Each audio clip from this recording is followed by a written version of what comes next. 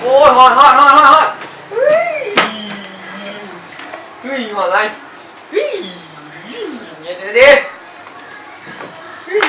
โอ้ยใจเย็นตัวหอนเป็นบอก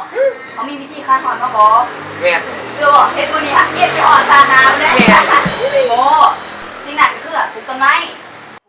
อะไรเพราะว่าต้นไม้ค่ะสามารถดูดซับความร้อนและเห็นให้บรรยากาศรอบตัวเฮาเย็นลงปกป้องเฮาจากแสงแดดพร้อมเพราะฉะนั้นไปปลูกต้นไม้แป๊บ มันจะใส่ โอ้ยเบียต้นไม้มันสิอึดสิยาอีสังตัวกินบางใหม่คู่มือหั่นเด้แกนมันตัววิวแคมหัวแคมห้าวหั่นก็ไปเก็บเอามามันเป็นเบียหั่นนะดีกว่าสิป้ามันเสียเปล่ามือแค่บอกอันนี้บอกมาไหนเข้าใจเนี่ย ไม่คนตัวอีลีโอ้ไปทำกัน เดี๋ยวก่อนมื้อนี้ข้าวเบียร์ขึ้นโต๊ะนะสันโต๊ะไปกับหมูห้องแทนก็ได้ โอเค โอเค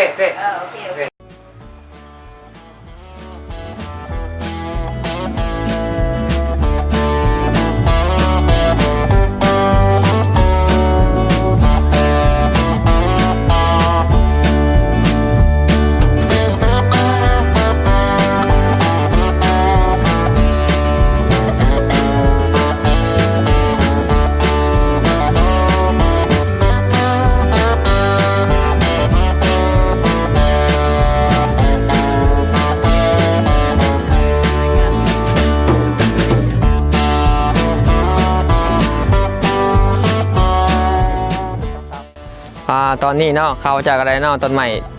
ที่ว่าจะเอามาปลูกเอามาเริ่มกันเลยปลูกต้นใหม่เนาะ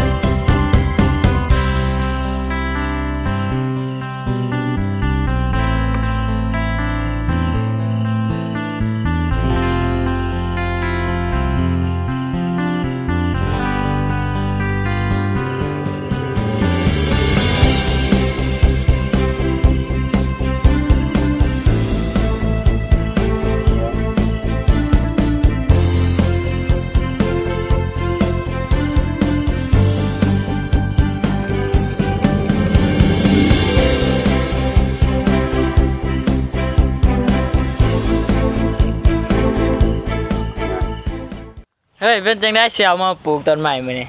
เฮ้ยหักกับมอยไรมาแมน เฮ้ยว้าวก็บ่เถื่อโอ้ยว้าวนี่ว้าวโอ้กูบ่อยากว้าวดอกน้ำคนพี่บ้าเมื่อ โอ้บ้ามึงได้วะมึงจะว่าพี่บ้า ไอ้สิฟังว่าพี่บ้าเอาเด้อเมื่อไปเมื่อ โอ้พี่บ้า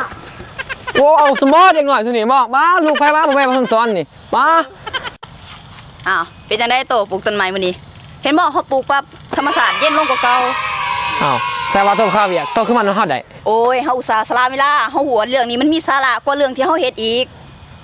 กว่าแรกเป็นความกู น่ะความกู้หั่นเด้ แม่นติ เออ มื้อนี้ข้าพเจ้าก็อยากขอให้ประชาชนหรือบรรดาหมู่ครูทุกท่านได้ปลูกต้นไม้ผู้ละต้นก็ดีนะ เพื่อให้รุ่นลูกหลานต่อไปได้เจริญก้าวหน้าอันสำคัญถ้าสิ่งแวดล้อมดีมันก็จะเฮ็ดให้ประเทศชาติและโลกเฮาดีขึ้นไปด้วยก่อนจะลาไปนี้ก็ฝากให้ททึืบไลค์เห็นแน่ แล้วก็ฝากกด Subscribe ด้วยทาง YouTube และก็กดไลค์กดแชร์ต่อไปอยากให้ทุกคนได้เห็นคลิปนี้ เพื่อเป็นประโยชน์ให้